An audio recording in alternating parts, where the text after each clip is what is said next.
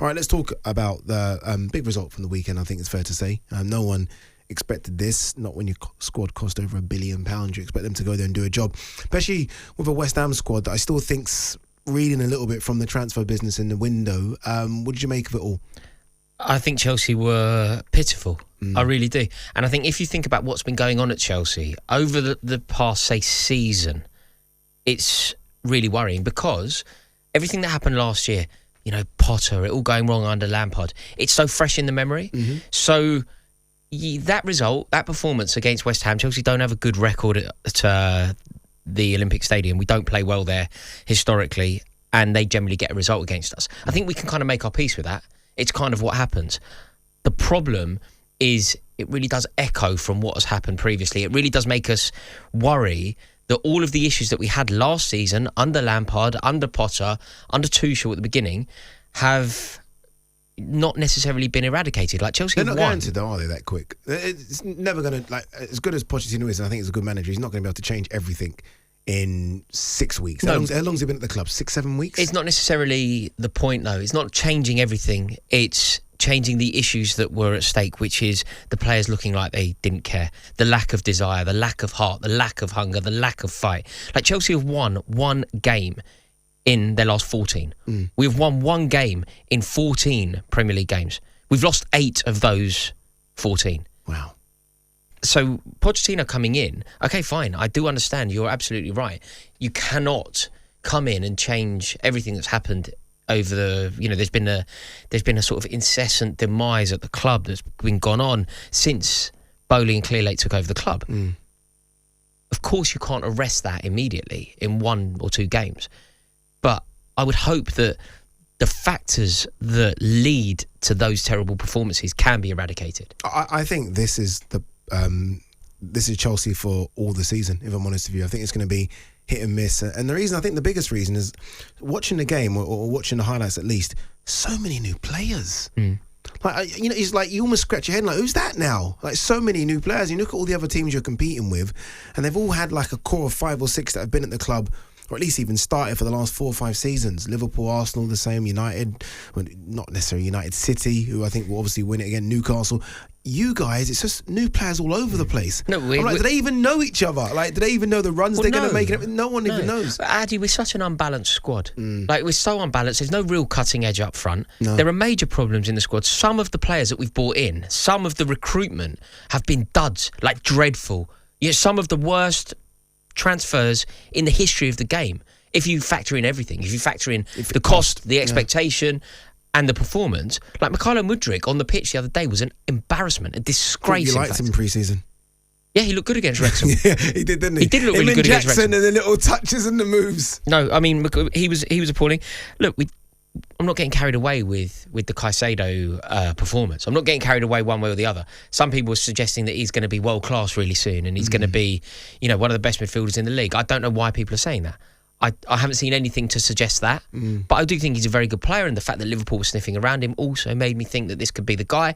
The £115 million obviously feels ludicrous for a man that's had a good World Cup and 40 decent games in the Premier League, but his performance in that game was terrible. Yeah. Like, gave the ball away really 8 times. Gave the ball away 8 times. Really bad. Gave a penalty away on his debut. Like, you know when you think about bad debuts? Yeah. Oh, you can't get worse. You can't get worse than that. And remove the price tag.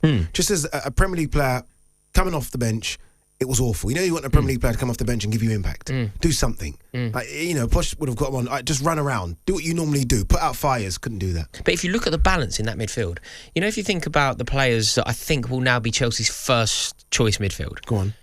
Enzo Fernandez. Yeah. Romeo Lavia and Moises Caicedo. You can see the major issue there, right? The senior midfielder there. The seasoned pro. Enzo Fernandez is Enzo Fernandez. He's 22 years old. Has been at the club for 6 months. That's the senior player. That's crazy. You know, it's shambolic, isn't it? It really is. It really is a worry. And like, I like Enzo Fernandez. I think he's a very good player. But again, this £115 million is troubling because he isn't the player that some people seem to think he is. Yeah, you know, for 115 million, you almost want someone that scores 20 from... You know, I put a tweet out about Matt Letizia and his goal scoring record for Southampton. And you want someone that can do everything for 115 and he can't. Addy, he's won 3 games since he's been at the club. He's been on a winning team at Stamford Bridge 3 times. And if you look at the opposition, you're looking at, I think it's Leeds, Leicester. It's like really average clubs. Leeds, Leicester, Southampton, maybe the 3 games that he's seen victory against. This is so weird to see you switch up like this. Like, you're very buoyant after the Liverpool result. Very buoyant. This is really taking you a step back, isn't it? Yeah, well, do you know why? It's not the 3 points. It genuinely isn't the 3 points. And I think in that first half, you saw enough. You know, there were definitely the seeds of some beautiful stuff. Pochettino's system coming into. Sterling looked fantastic. Sterling looked brilliant. Chukwuemeka's goal was something to delight in. I think that there was a lot going on that was positive. But we're so unfortunate as well. Chukwuemeka scores injured. Reece James injured. Like, we are so unfortunate as well. Oh, sorry, small violins for Chelsea who've just spent £1 billion in 4 windows. I mean, injured. Like, we should care about that. Yeah, I think throw more money at it. Someone else would come in. We do have a lot of injury. I'm not making 40 players on your books. Yeah, we do. Find someone. We do. You know, I'm not making excuses. I just mean that what we're lacking, we're so clearly lacking. You know you're lacking, and what. Well, I think me and you said this before. I think we said this when you spoke about Basuma for Brighton. Like, 1 second, why is he playing for Brighton and not for Chelsea? James Ward-Prowse looked good for West Ham. Yeah, I know.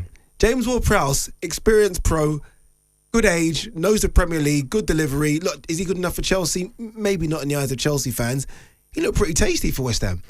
He did, and I think what became a real sort of microcosm of the day was if you use his performance as a case study, James Ward-Prowse, you know, he 2 assists, right? 1 from open play, 1 from his set piece, the corner. And then you think about Enzo Fernandez. Like, Enzo Fernandez, I think he was playing well, and had he scored the penalty, Chelsea would have won the game. I'm convinced by that. Chelsea go in at half-time winning, I'm convinced. Sorry to cut across you. Is he a penalty taker? I mean, obviously he took your penalty, but I've never thought of, is that his role before? I don't really know. Yeah. He's so young, isn't he? It's not like we have a track record of this. Who else on the pitch could have taken that? I mean, Sterling would be... you have a laughing, yeah. Chilwell? Yeah. Chilwell, I think, strikes a ball better than... I know it sounds strange, but I think he strikes a ball better than Sterling. I have no faith in Sterling putting that ball down. But yeah, I do think there's a problem. There's a lack of experience. There's a slight elephant in the room. Which is... Like, Thiago Silva... just for the first time, there's a chink in the armour. Back and he looks the age he is. Like, you know, like he's for the last few years he's played like he's younger than that. Like, I don't know the pre-season he had, but he looks like he's come back a little bit overweight, and I'm starting to see him get exposed just a little bit. I'm not going to say after one game, because I thought he'd done well against Liverpool, but I've never seen Benoit Badiashile be bullied, and I think if Benoit Badiashile was starting, perhaps we would be in a slightly different situation, because Disasi, his name's very pun-like, isn't it? I mean, it could be disaster. Yeah.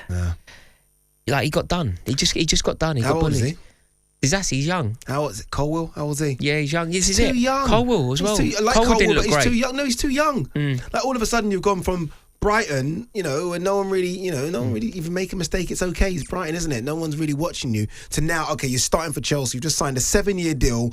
Be the man. Yeah, and then it's the injury issues. I know that you don't really want to talk about them, but I'd say that Reece James is probably our most important, if not best player, and, you know, if nothing else, our captain. Yeah, he just cannot keep fit. Like, I've never really known anything like it. You know. Yeah, it's become very Oxlade-Chamberlain. Trust me, I understand it. Liverpool fan, I get it. You know, 36% of his starts, Reece James, were for Wigan. So when you think about that's you've pulled some stats out of your backside before, but that's a good one. 122 league starts in his career. Yeah, he started 122 games, 44 of them for Wigan. He hasn't been at Wigan for years. That's crazy, isn't it? What a stat. He's just never fit. He's one of those players. I don't know if you've ever had them. You can't really think of them as a starter. You can't really think of them as part of your squad. It's like, if they're available, fantastic. You're talking to Liverpool here. Naby Keita, Thiago Alcantara. Don't even think of them. Yeah. Like Thiago Alcantara is a great example. Because we know on his day, when he plays for Liverpool, could be the best player. Yeah. But it's just not there. I said this to you the other day. Give me Gini Wijnaldum, 6, 7 out of 10, who's fit for every single game, as opposed to the superstar players that can't play. However, This has been all very negative. What I would like to say, Go on. and hear your End it on a thoughts positive. I just think that we're going to be okay. I think I saw enough in the first. What's okay? For the money you spent, what's okay? The money we spent is kind of irrelevant because No, we spent you the money can't really do that. badly. Oh, no, of okay. course I can. Okay. If the club, if Todd Bowley, who nobody rates as a football man, decides to throw his millions and millions of pounds in ridiculous directions, that doesn't mean that Chelsea need to be good.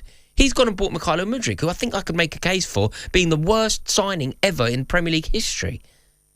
He signed Cucurella, who I think I could make an argument for being the worst ever signing in Premier League history. So him, Todd Bowley, splashing his disgusting venture capitalist money in any direction he wants, and then you go to Pochettino, well, you need to make a team out of this. Like, hold tight, these players are terrible. Yeah, honestly, he must look at it and think that. And when you think of that midfield now, you say it like that. Lavia, Mudryk, Caicedo and Fernandes, what's that, 350 odd million? 350 odd for million. those four. And they're going to sell Conor Gallagher, who I think we need. Like, you saw the importance of James Ward-Prowse the other day. Like, there's always room for a James. But got beat at the back post, didn't he, Conor Gallagher? He didn't jump. He didn't get beat. Yeah, he did jump. He didn't get jumped. That's the worst thing. Didn't even jump. No, he didn't. He wasn't out jumped. He didn't jump. Didn't jump. It's a difference.